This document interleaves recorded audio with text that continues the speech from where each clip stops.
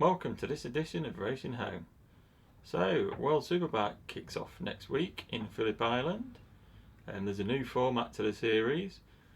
The two Superbike races, one's on the Saturday at 1 o'clock and one's on the Sunday at 1 o'clock. And Superpole for the Superbikes is on Saturday morning. I think it's around 10 o'clock. Whether this new format will work or not is yet to be seen, but I guess if you're a rider and you crash on the Saturday, at least you can get your bike rebuilt ready for the Sunday.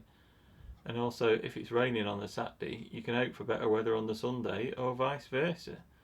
And plus, if you do crash, if you knock yourself about, you've got a bit of time to recover over the night time. So I don't know if it's going to be as good for spectators if you're actually attending the race meeting, because you've got to turn up at the track 2 days, whereas in the old days, if I was going to Donington to see Foggy back in his glory years, I would have just gone on the Sunday and seen both races and saved myself another 90-mile drive to get there. But who knows, it might work, we'll see. They've got to try something to improve the attendance figures, so you never know.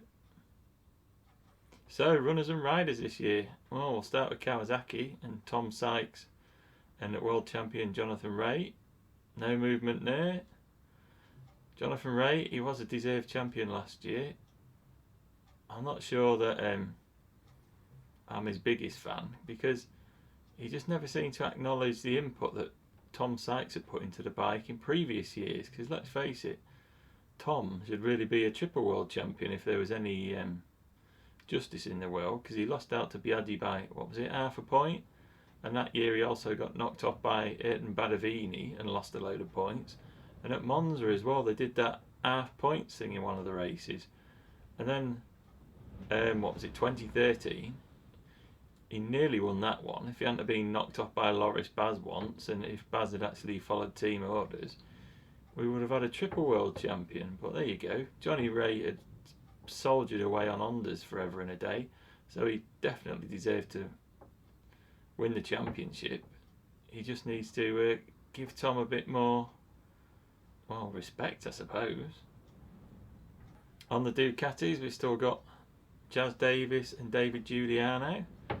I reckon Chaz is a good bet for the championship year if he can get a consistent year behind him, and the Ducati Panigales holds together and works for him at all the tracks. And Giuliano, I think he's still as probably crazy as he ever was, so he's going to crash at some point, I would imagine. But hopefully he's not going to start picking up all these back injuries like he did last year, because he didn't deserve that. He is a trier. He just needs to get a bit more consistency and calm himself down.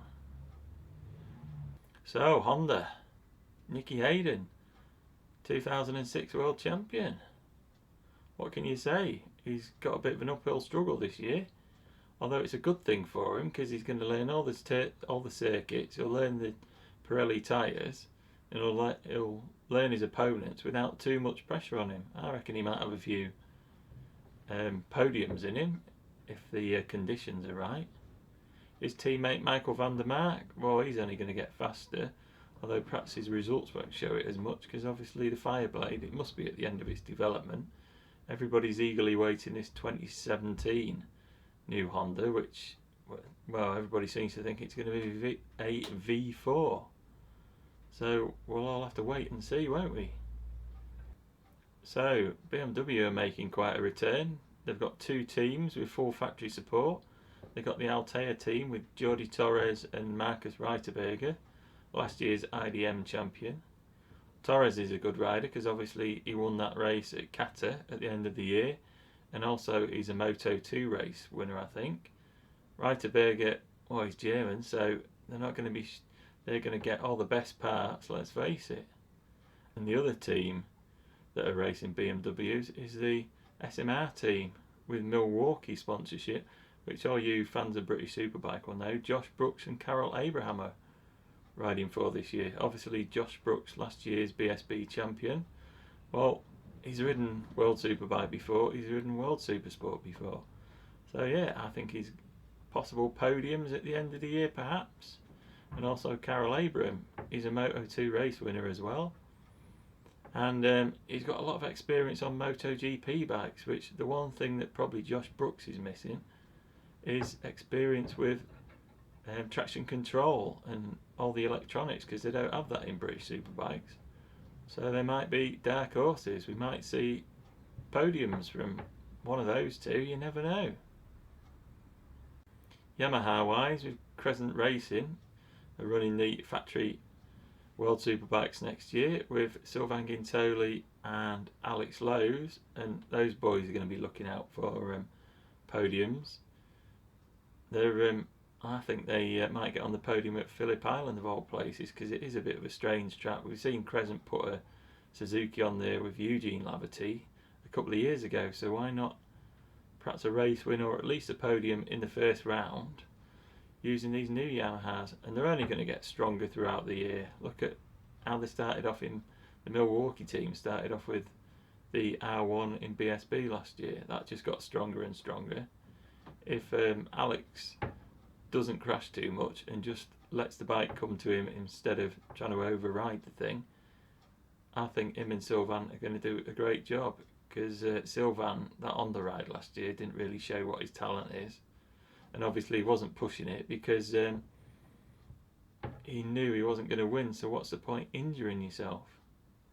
Other teams you might want to take note of are the Barney Racing team with Xavi Forés. He raced the factory Ducati a couple of times while Giuliano was injured last year. I know he'd won some races in the IDM Championship last year as well, so he's another dark horse. There's Josh Hook on the Gualini Kawasaki, I think he's had a second place at the Suzuka 8 Hour before. I know he was like Moriwaki's one of their favoured sons, so obviously he's no duffer. And then finally, another British rider, we've got Leon Camier on the MV Agusta.